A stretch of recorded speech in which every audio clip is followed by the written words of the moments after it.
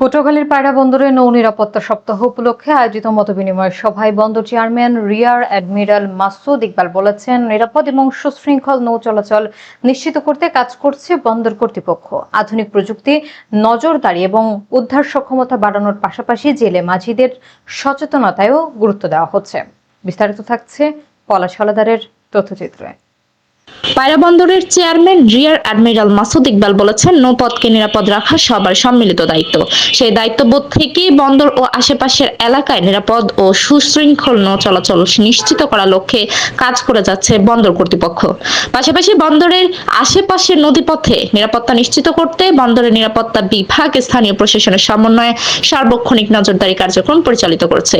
এছাড়া আধুনিক প্রযুক্তির ব্যবহার, যোগাযোগ ব্যবস্থার উন্নয়ন এবং জরুরি উদ্ধার সক্ষমতা বৃদ্ধির দিকেও গুরুত্ব আরোপ করছে বন্দর কর্তৃপক্ষ।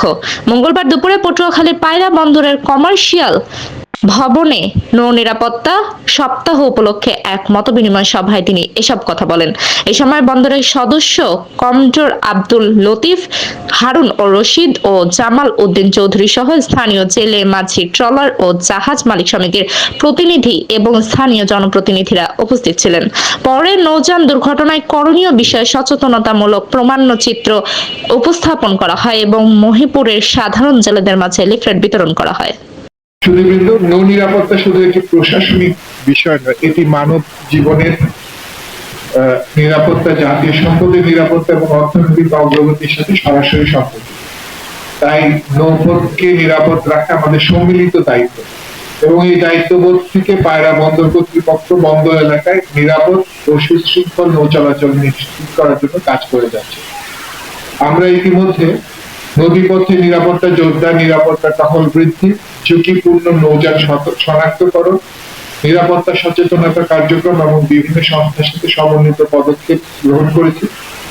বিশেষভাবে উল্লেখ করতে চাই, পায়রা বন্দরের আশেপাশে নদীপথে নিরাপত্তা নিশ্চিত করতে আমাদের নিরাপত্তা বিভাগ, নৌ পুলিশ, কোস্টগার্ড ও স্থানীয় প্রশাসনের সমন্বয়ে সার্বক্ষণিক নজরদারি কার্যক্রম পরিচালনা করছে। পাশাপাশি আধুনিক প্রযুক্তির ব্যবহার, যোগাযোগ ব্যবস্থার উন্নয়ন এবং জরুরি উদ্ধার সক্ষমতা বৃদ্ধির দিকেও আমরা গুরুত্ব আরোপ করছি। নিউজ প্রতিদিন, সব সময়, সবখানে।